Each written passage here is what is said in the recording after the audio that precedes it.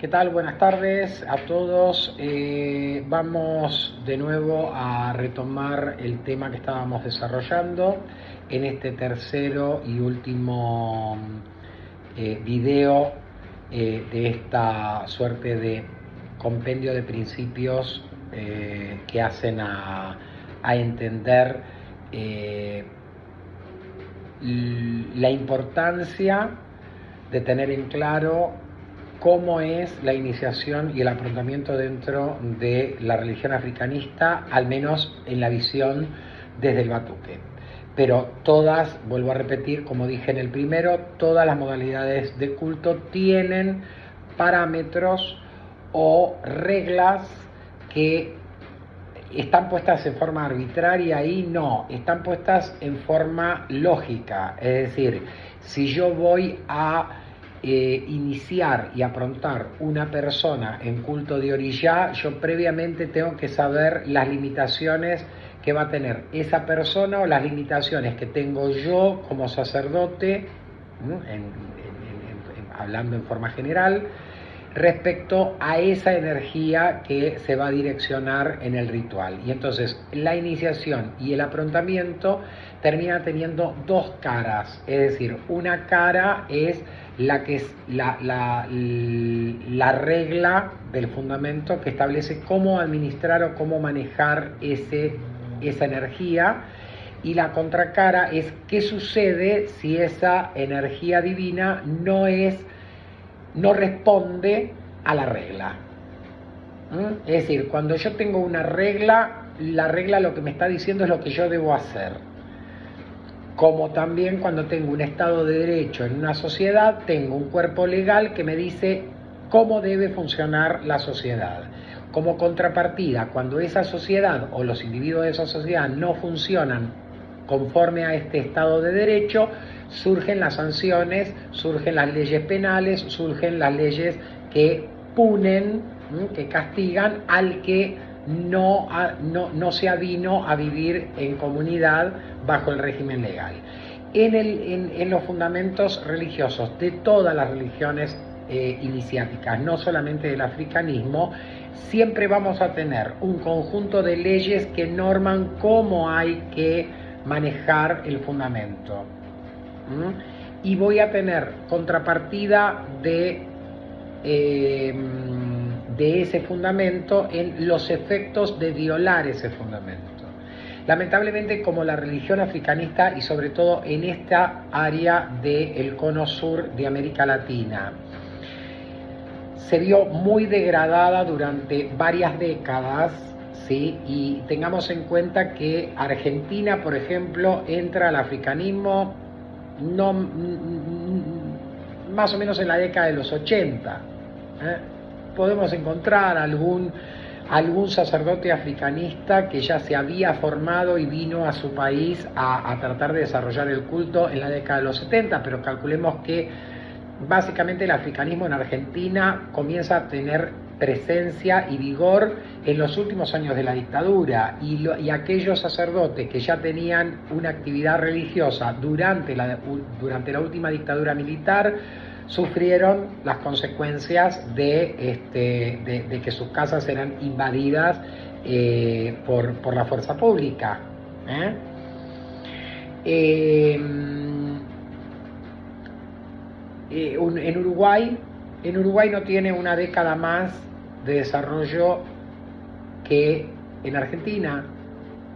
O sea, los primeros sacerdotes umbandistas uruguayos que comenzaron a consagrarse en Batuque por religiosos que bajaban del sur de Brasil, los más viejos son de la década de los 60. No hay más historia en Argentina y en Uruguay que esas décadas. Sí puede haber existido un paitiago que en la década de los 50 se ordenó sacerdote africanista en el sur de Brasil y que después vino a su país porque acá tenía una ferretería y trabajaba de ferretero y tenía organizada toda su toda su casa, digamos, en función de poder alojar allí a los fundamentos de su orilla, y que posiblemente a lo mejor hasta tenía un vínculo social y comenzó a trabajar, pero no podemos hablar de que esto es práctica de religión africanista en Argentina, es un grano de arena en el desierto. Cuando comenzó a haber una comunidad africanista, la tenemos que remitir en Uruguay a partir de la década de los 60, y tengamos en cuenta que cuando una persona se lava la cabeza no es un sacerdote. Hay un viejo mito de suponer, por ejemplo, que Pai Joaicinio de Bará Ayelú, yo lo nombro como corresponde, no me vengan con Joaicinio de Yupí. Somos batuqueros, acostumbrémonos a respetar el lenguaje nuestro. Nadie está diciendo que Bará no sea Orilla y Yu, sino que en esta modalidad hablamos en estos términos, porque después nos bajamos la bombacha y batimos cabeza cuando un santero habla de Leguá o de Yu. ¡Ay, qué! ¿Y por qué ustedes no tienen igual solvencia para hablar en el lenguaje batuquero? ¿Qué le tienen miedo? ¿A un africanista tradicional que le diga, ay, no sé por qué ustedes llaman Bará cuando es Orilla y Yu? ¿Eso le tienen miedo? Entonces váyanse de esta religión, no sirven. Si no pueden defender el léxico de esta religión, si no pueden sostener las definiciones de esta modalidad de culto, váyanse. No les estoy ordenando, no tengo ningún derecho a ordenarle, pero les estoy sugiriendo, váyanse a otra modalidad de culto.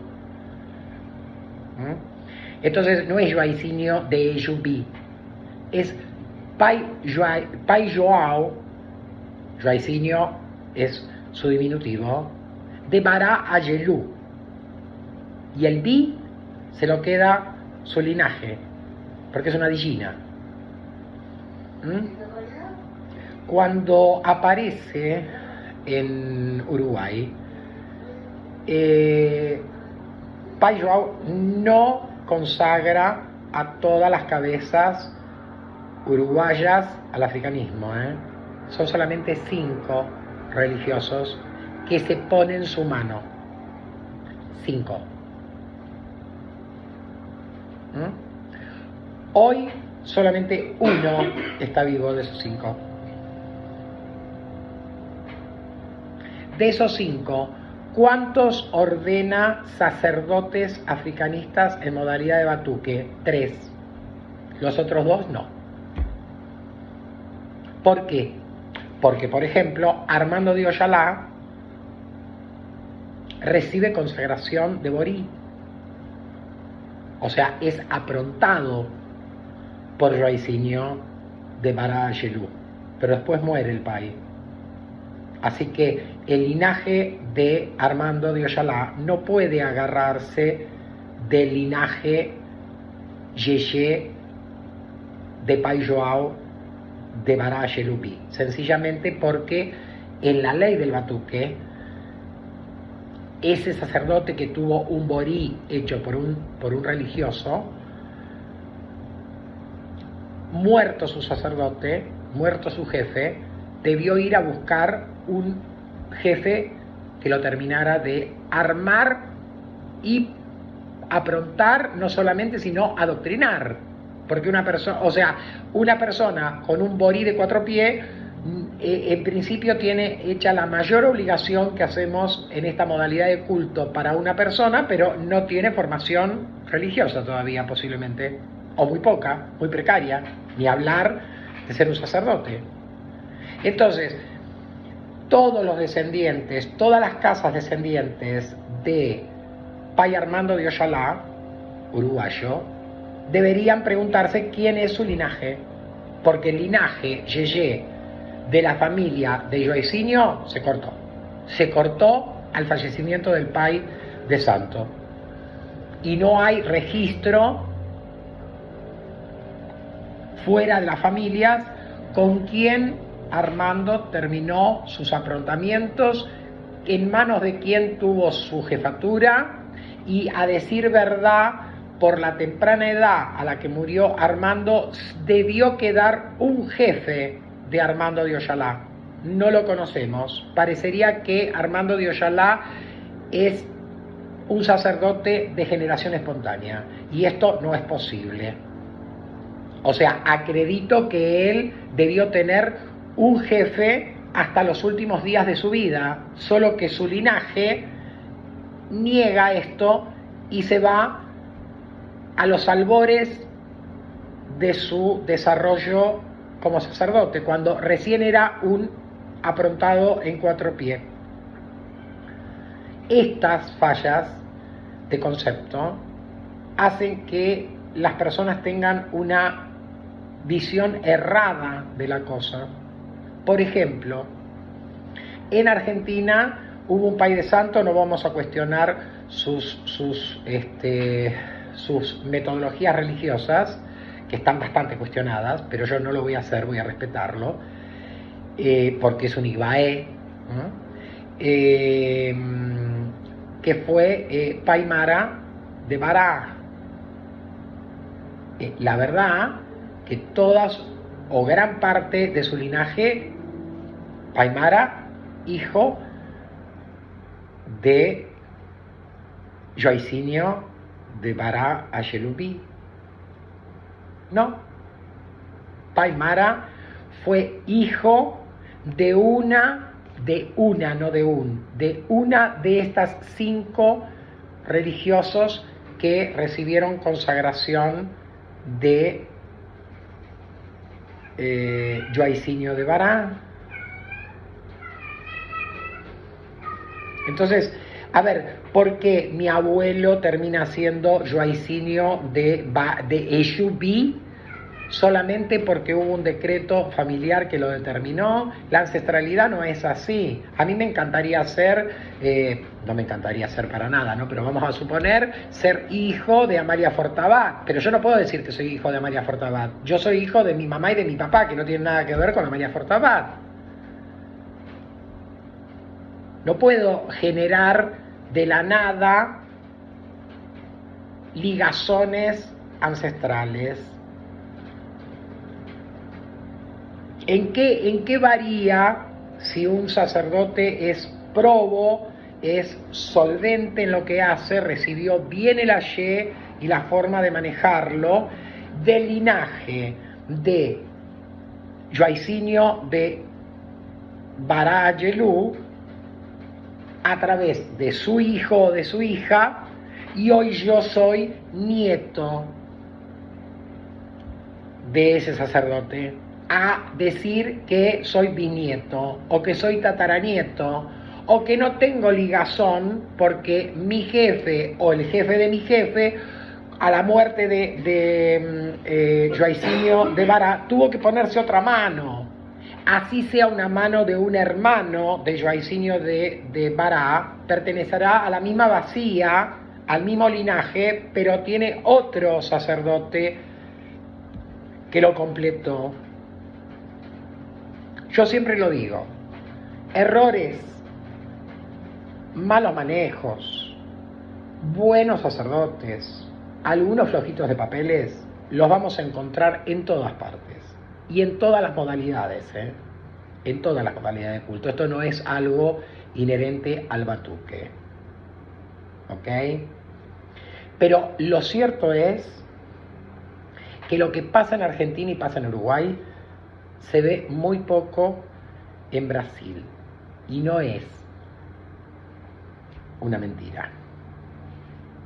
En Brasil, sobre todo en la gran concentración de templos que puede haber en determinadas regiones, todos nos conocemos.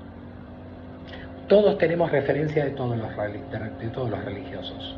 Y esto es muy diferente a lo que sucede cuando la cosa está muy dispersa, cuando no hay referentes de linaje en una comunidad, donde las cabezas más prestigiosas terminan siendo los que más bochinche hacen en una fiesta de orilla acá.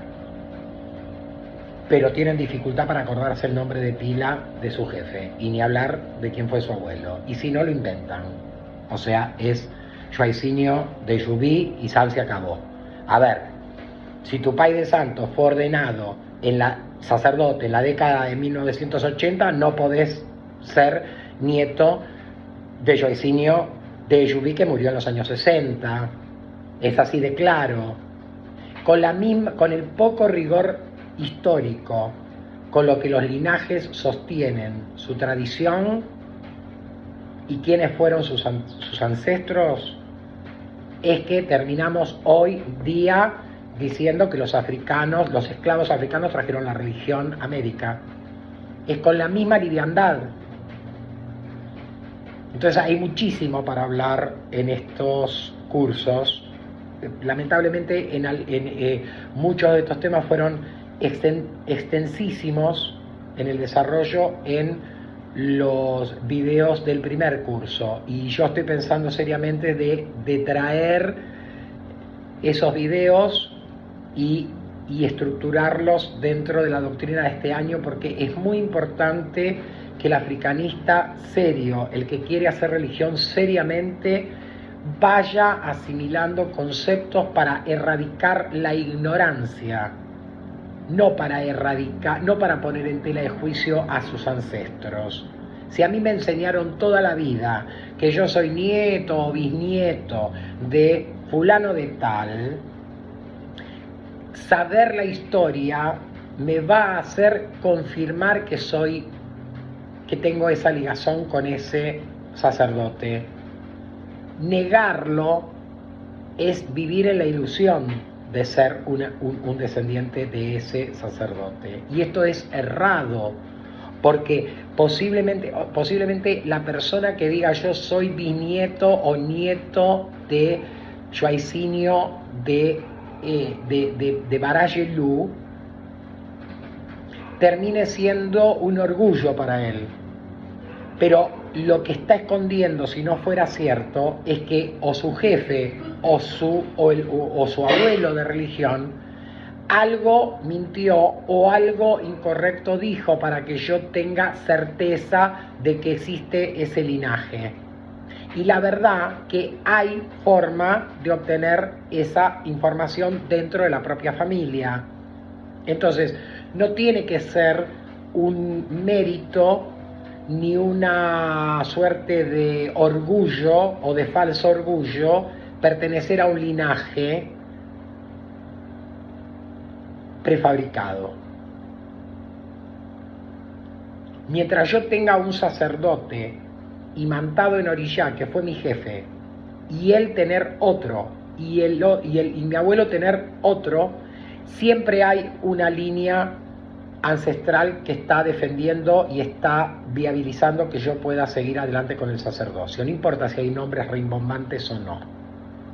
Porque casualmente, Joaicinio de Barayelú fue uno de los tantos sacerdotes y sacerdotisas que se ordenaron en casa de Maichininia de Shanguaganshu, Beiji.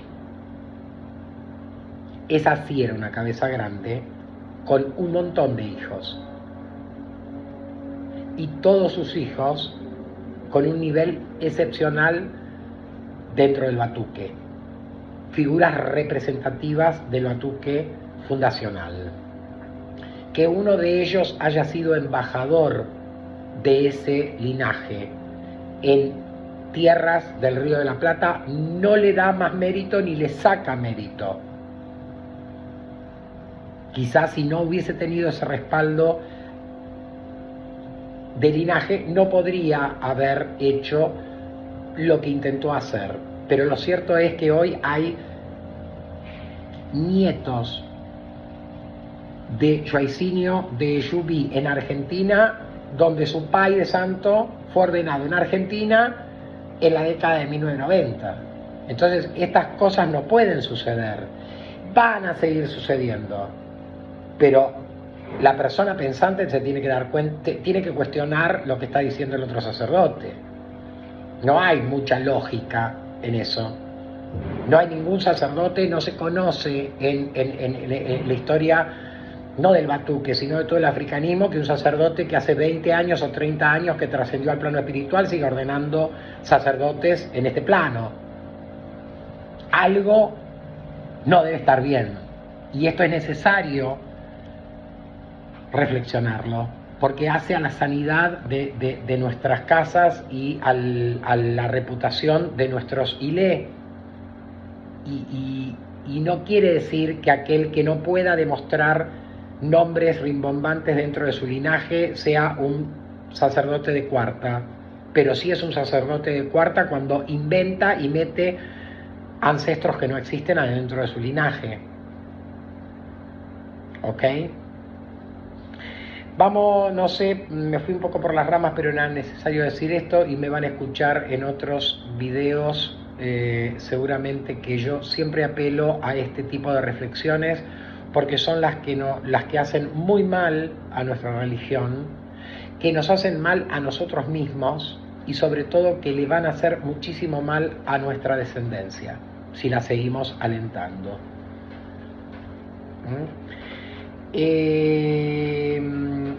Vamos a hablar primero, ya entrando en tema, de los aprontamientos vencidos y sus implicancias. El tema de... Ya finalizamos el audio anterior diciendo que la iniciación en culto de Orishá no es un juego. Y muchísimo menos es un juego continuar las consagraciones posteriores a la iniciación. Los aprontamientos no son una representación física de algo que fue puesto ahí y nunca más tiene por qué recibir renovación de ayer. Estamos en una religión donde nuestros dioses son los regentes de la existencia. Hay una suerte de concepto que sale natural de nuestra cabeza. Si la existencia es toda la naturaleza, todo lo que es creado por la divinidad, todo lo que nos rodea, inclusive nosotros mismos, y toda la existencia en el Ayé cumple la ley de la evolución, es decir, nace, crece, se desarrolla y muere, no podemos pensar que un fundamento creado para un religioso tenga inicio, nacimiento, en un ritual de consagración y después in eternum continúe vivo a menos que yo lo alimente. Porque la verdad que si a mí, mi mamá y mi papá me hubiesen hecho nacer y nunca me hubiesen dado ni siquiera la teta, no estaría conversando con ustedes. Es decir, hay una atención de los progenitores hacia su descendencia que hace que su descendencia crezca sana, se desarrolle y llegue a cumplir sus objetivos de vida. ¿Por qué debería ser diferente con un fundamento? Nosotros no somos totémicos, no somos una religión que cree en tótems. Esto también está muy enraizado dentro del batuque, ¿sí? O sea, a ver, puedo dar la vida por el Otá, donde fue consagrado Tiago de Lodé con su Orishá, pero rara vez doy la vida por respetar la enseñanza que Orishá me inculca dentro de mi tradición. Entonces termino siendo un sacerdote totémico, es decir, que cree en tótems. Las culturas amerindias, algunas, no todas, tenían un concepto totémico de la religión, es decir, encontraban un palo, un tronco o una piedra en la naturaleza, la traían, le hacían rituales y empezaban a considerar que ese tótem era dador de energía. No existía ningún ser espiritual que movilizaba la energía en ese tótem, sino que el propio tótem era su Dios. No hay mucha diferencia con lo que piensan muchos africanistas hoy día, que tener un asentamiento en una piedra, esa piedra es su Pai, Bará, Ogún o Yagó. Consideran que eso es el orishá. Y la verdad que estamos en un problema si pensamos así. Estamos en un problema porque no tenemos base para decir esto. La religión no nace en estos conceptos. ¿Qué pasaría en África, donde posiblemente toda una familia o una comunidad tiene solamente un asentamiento de un orishá? Habría una falta de pertenencia al culto de ese orishá por parte de los miembros de esa comunidad. La verdad que me parece que estamos muy flacos en ese concepto. Hay un concepto básico que es religarnos con la energía del Inmolé, con la energía de la divinidad regente de la existencia, que en esta religión la atraemos a través de un fundamento de orishá.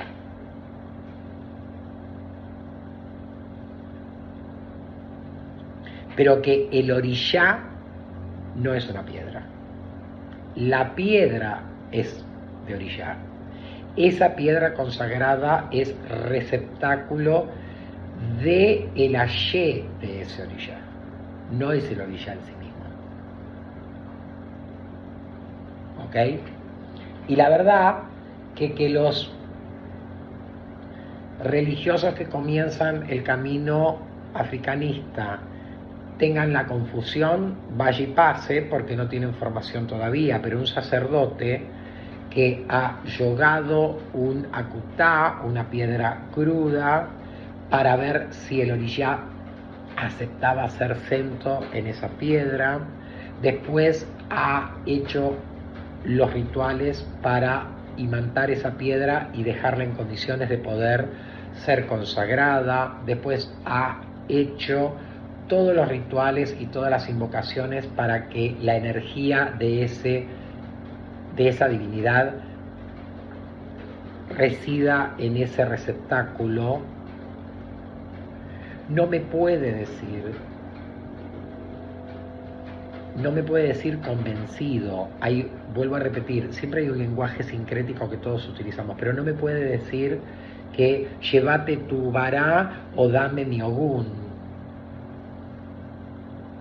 Lo podemos expresar en estos términos, pero quien nos escucha tiene que estar preparado como un sacerdote para darse cuenta que lo que estamos diciendo es: llévate el fundamento de tu vará y déjame o dame el fundamento de mi payogún. Dame mi fundamento del payogún. El payogún no está exclusivamente en una piedra, porque si no terminamos pensando que como hay 400.000 sacerdotes que tienen fundamentado el payogún, hay 400.000 orishá llamado Ogún. Esto que estoy diciendo parece una animalada, pero esto es frecuente en la conciencia de los sacerdotes. Lo vemos a diario. Cuando vemos opinar sobre sus cosas, sobre sus fundamentos, que es lo más sagrado que tenemos, notamos que hay una debilidad en la definición de lo que es el orishá de una persona y el fundamento de ese orishá. La verdad, esto es lo que genera graves daños y graves distorsiones en el manejo del ayé. ¿Por qué? Porque aprontamos a un hijo, vamos a suponer que es un hijo de el Payoshalá, y vamos a asentar el fundamento del Payo Yalá en un otá, con todas las cosas que tenga que tener, ¿no? Esta persona, si por un accidente, ¿sí?, el que sea, se queda sin ese asentamiento puede volver a ser armado. Dicho en forma gauchita, nadie le robó a su Payo Yalá, solo que alguien entró a Cuarto Santo y por maldad se llevó el asentamiento de ese Payo Yalá. Estoy hablando de un ficticio que no existe. Podría existir en medio de tanta irregularidad. Ese hijo de Oyalá sigue imantado en el Ayé de Oyalá, solo que ha perdido la pieza fundamental que le permite, por ejemplo, asentar a otra persona un fundamento de Oyalá. Pero su imantación con el Payo Yalá sigue existiendo. En tanto y en cuanto el vínculo energético siga existiendo. Y acá es el principio de este título que habla de los aprontamientos vencidos y sus implicancias. Si yo tengo una obligación senta en el año 2000 y a la fecha, después de 21 años, yo no he bajado a obligación los fundamentos de mi obligación, yo no tengo obligación. Y esto está constatado. ¿Por qué? Porque por regla sabemos que hay una determinada cantidad de tiempo terrenal para que un asentamiento de orilla siga respondiendo. ¿Lo tenemos que medir en días, en meses, en un año, en 2 años? No, pero no puede haber un fundamento que todavía responda sin haber sido atendido convenientemente, renovando el ayé, renovando el vínculo del pacto celebrado en aquella obligación donde Oyalá entregó a este sacerdote su ayé. Si no atiendo ese vínculo, este fundamento se muere y yo pierdo la imantación de ese orilla. No voy a ser una persona cruda, una persona virgen. En algún momento me asentaron a ese Payo Yalá y durante mucho tiempo estuve imantado en el ayé de ese orilla. Pero si yo asenté esa obligación en el año 2000 y nunca más recibió obligación, en el 2022 no puedo decir que yo tengo un orillacento, porque si yo llevo ese fundamento a Mesa de Bucios me va a confirmar que ese fundamento de Oyalá murió. O sea, dejó de existir como receptáculo de ayé del orilla, porque al no haber sido atendido durante tanto tiempo, esa piedra perdió la imantación y no hay a través de esa piedra una ligazón con el orilla. ¿Tienen que pasar tanto como 22 años para que esto suceda? No, muchísimo menos, muchísimo menos.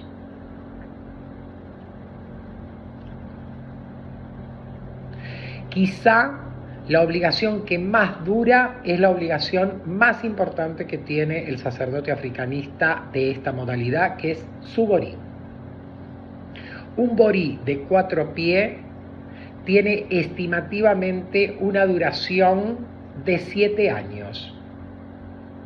O sea que si por emergencia ese religioso aprontado en 4 pies durante 7 años por situaciones que no podemos definir estrictamente, no reforzara su borí, todavía tenemos esperanzas que esa cabeza siga respondiendo bien y ese fundamento de borí esté mínimamente, muy mermado, pero en condiciones de resistir todavía, y ese orí con una fortaleza suficiente como para seguir manejando la vida de su hijo y que éste no tenga percances serios. Ahora, todo depende de la vida de la persona, de su exposición, de lo que hace, de su desarrollo en la vida. No gasta la misma cantidad de calorías una persona que es sedentaria y vive sentada en un sillón mirando la televisión a una persona que es gimnasta, que se levanta a las 6 de la mañana, va, corre 4 horas, después viene, se baña, va, trabaja, viene del trabajo y hace 50.000 actividades más antes de irse a dormir. La cantidad de calorías que va a utilizar esta segunda persona van a ser superiores. Y estoy hablando de energías consumibles del organismo. Bueno, hagamos la traspolación a la energía espiritual. No es lo mismo una persona que tiene una vida leve a una persona que tuvo que enfrentar graves problemas. La energía de ese body seguramente va a reaccionar diferente y se va a consumir de diferente forma. No vamos a hablar cada cuánto hay que renovar la obligación de Borí en esta charla, ¿sí? No es el motivo. Pero sí tengamos en cuenta que cuando yo me levanto de una obligación de orillá, cualquiera sea, o sea, ya sea la alimentación de mi orí, como la renovación de ayes en los fundamentos de mis orillás, de trabajo, de mi irumalé, es finita, tiene una determinada cantidad de tiempo que yo no puedo dejar vencer y debo renovar esos ayes para mantener una vibración estable en ese fundamento. Porque en cuanto no tengo una vibración estable, ese fundamento no reacciona exactamente igual a como reaccionaba antes. Y el vínculo espiritual entre esa divinidad y el orí que asiste también se debilita. Tenemos que comprender que las obligaciones son pactos con el orum, ¿ok? Y deben ser ratificados esos pactos. ¿Se entiende? ¿Qué pasa entonces cuando un aprontamiento se vence? Lo dejo vencer.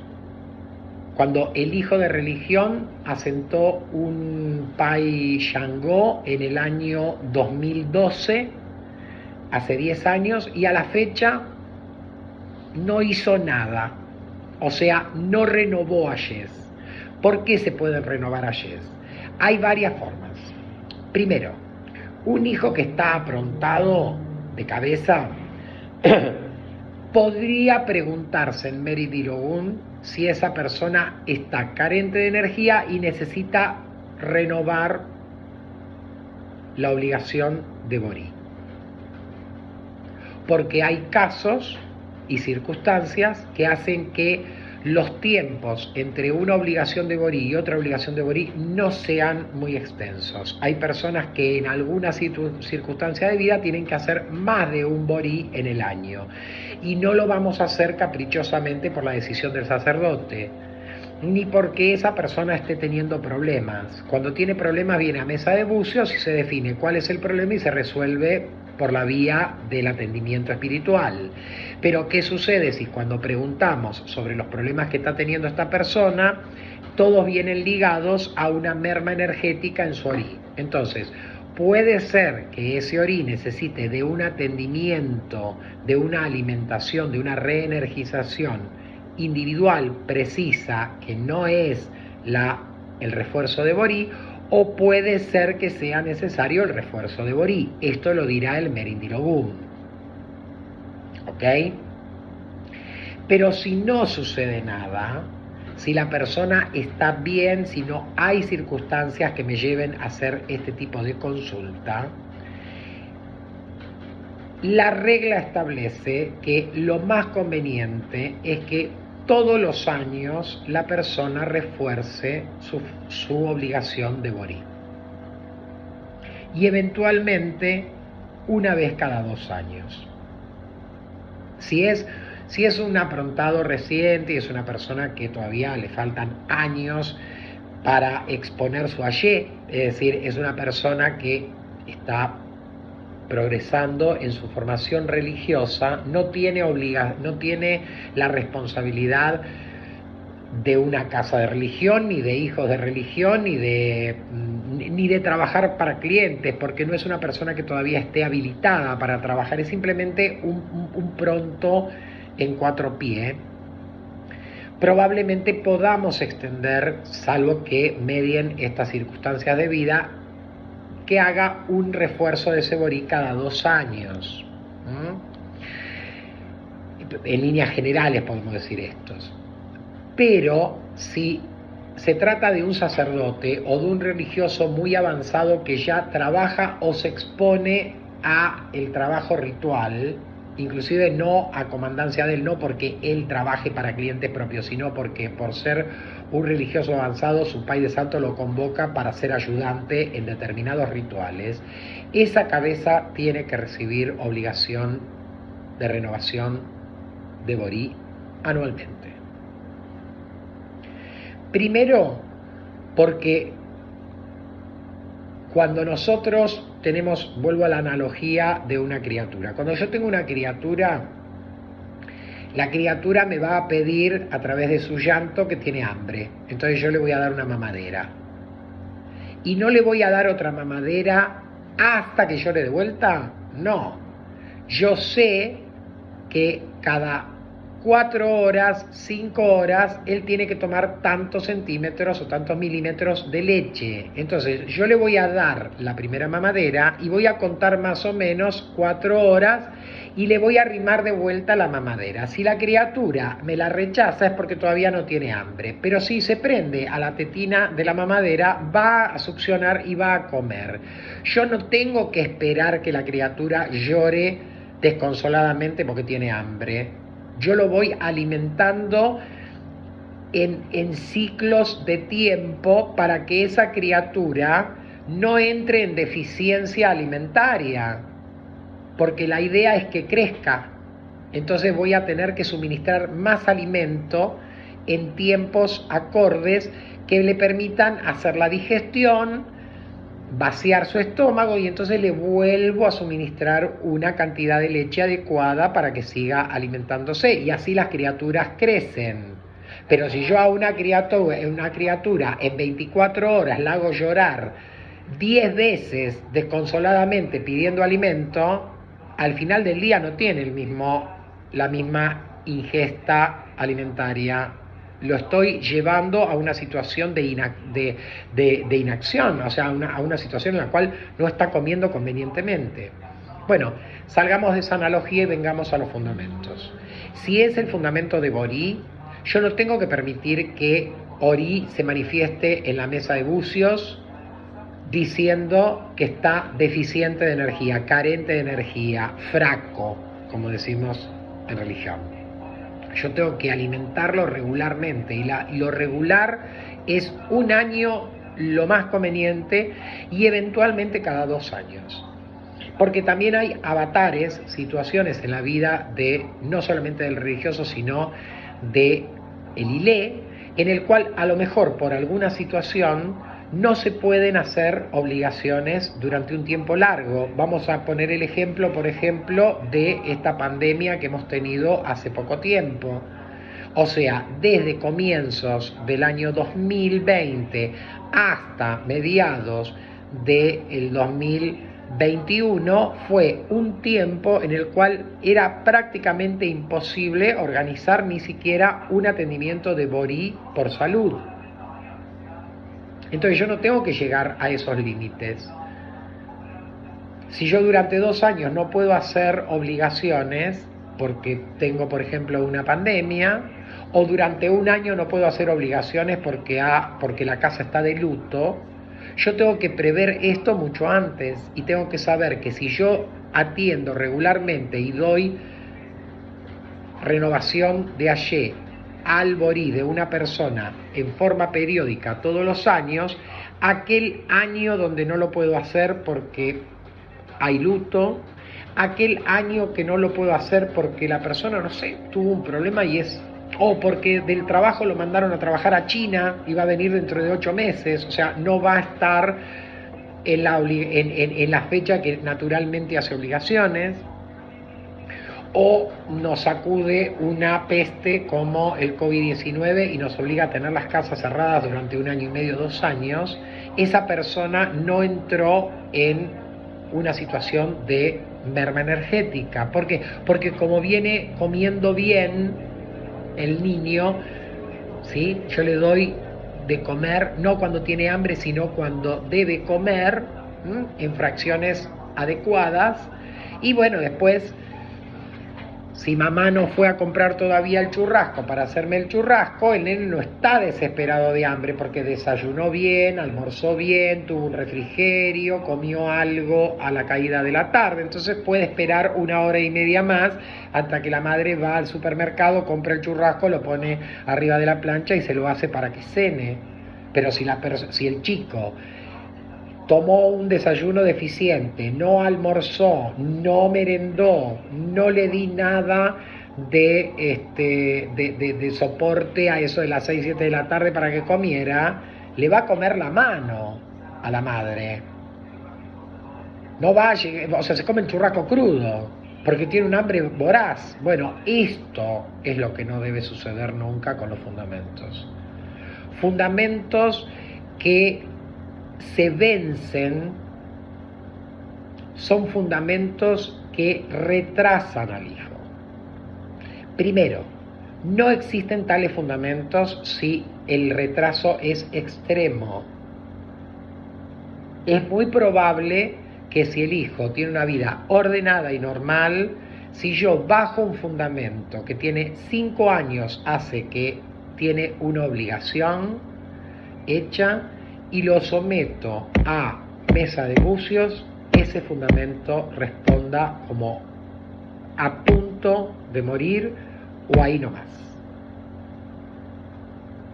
No es un tiempo adecuado, salvo que sea un fundamento que ha tenido, como digo, cierta regularidad en sus obligaciones y ha llegado a una circunstancia de vida en la cual a lo mejor hace 2 o 3 años que no recibe obligación. Pero no un fundamento que nació en el año 2012 y que en el 2022 todavía estamos esperando que pase algo. Eso no existe, no hay fundamento ahí, no, el fundamento se murió, casi lo puedo asegurar poniendo las manos en el fuego y no quemándome. Entonces, ¿qué sucede cuando un fundamento está flaco de energía o está muerto? ¿Qué beneficio le trae al religioso dueño de ese fundamento? Ninguno. ¿Cuántos perjuicios le puede traer? Muchísimos. ¿Por qué? Porque ese vínculo energético entre el orishá y el hijo, celebrado en ese ritual de renovación de Ayé sobre ese fundamento, se corta. Entonces, en principio tengo una persona que no asentó un orishá por moda o porque el Pai de Santo decidió entregarle un orishá más, sino que su ori en algún momento en mesa de bucio dijo: este hijo de Ogún tiene que recibir el Ayé de Oyalá, y va a fundamentación de Oyalá. El haber surgido esa obligación, consecuencia de una necesidad, no quiere decir que fue una necesidad del momento, quiere decir que a partir de ese momento el religioso necesita de ese resguardo del Ayé de Oyalá en su vida mundana y religiosa. Pasan años, ese Ayé decrece hasta que se extingue y ese fundamento muere. Esa persona no necesita más el Ayé de Oyalá. Los orishás no son caprichosos. Los orishás entregan su Ayé cuando la persona necesita tener ese Ayé resguardando a su orí. O sea que yo originalmente a un orí lo resguardé con 5 o 6 orishás, con la energía de 4, 5 o 6 orishás. Y resulta ser que a medida que pasó el tiempo, estos orishás desaparecen y ese orí se queda solo. ¿Está en iguales condiciones? No. Entonces, no es que se decrece a nivel cero o muere ese fundamento, lo que es equivalente a decir se corta, se debilita a punto casi de llegar al límite de no existir el vínculo energético entre ese orishá y el religioso solamente, sino que esto trae consecuencias. Porque en algún momento ese Orí dijo, yo necesito la energía de Oyalá para estabilizarme también, dentro de otros que ya he pedido. Y ahora no lo atiendo más, entonces ese Orí va a quedar mermado en la capacidad de estar protegido por el Ayé de ese Oriyá en conjunto con los otros Oriyás que fue recibiendo en algún momento. Entonces, en esa realidad, la implicancia fundamental de aquel religioso que en algún momento recibió un fundamento y lo desatendió, o sea, no renovó el ayé de ese fundamento, lisa y llanamente no tiene ese fundamento. No es que lo tiene porque, porque esta piedra la eligió el Pai Shango y aparte yo el día anterior a la obligación de asentamiento del Pai Shango se me presentó en un sueño y me dijo, gracias hijo o hija, que me fundamentás mañana. Son boberas. El tema es que se celebró un pacto por el cual el Orí de esta persona, que tomaba al Pai Shango como su regente, fue ligado indivisiblemente con ese Pai Shango. Ese vínculo no se corta nunca más, ni en esta vida ni después de la muerte. Entonces, yo tengo la obligación de mantenerlo fuerte, porque si no puedo llegar a tener implicancias negativas al tener fundamentos muertos.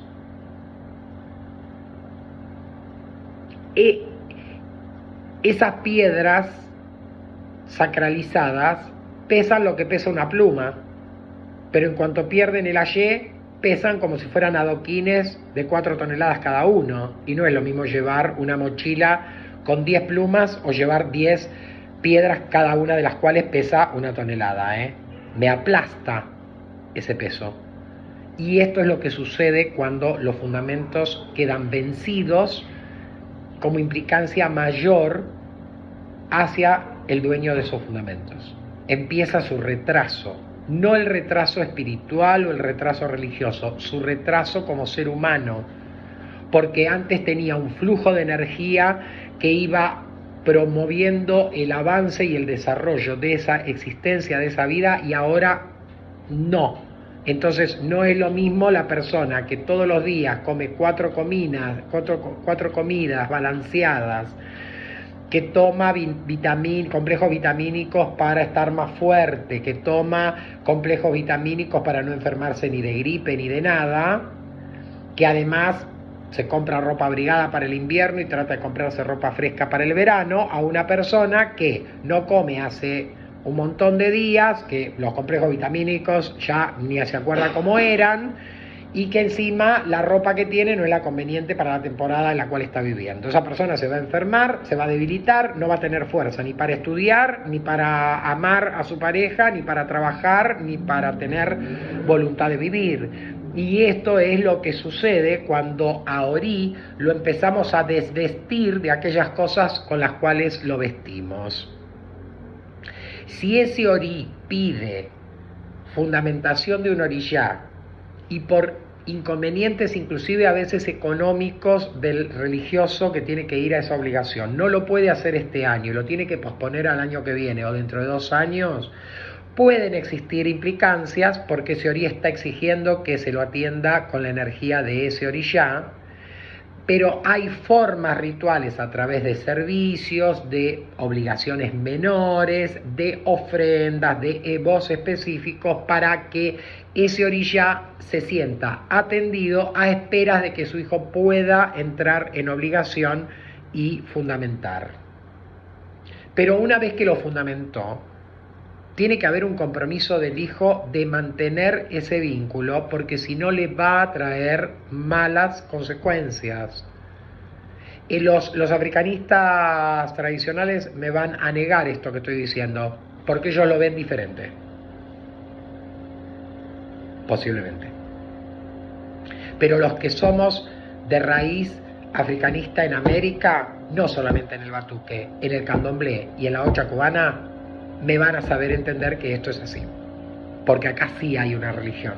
acá sí sabemos cómo obra el Ayé de Orishá y qué sucede con alguien que necesita de ese Ayé y no lo tiene.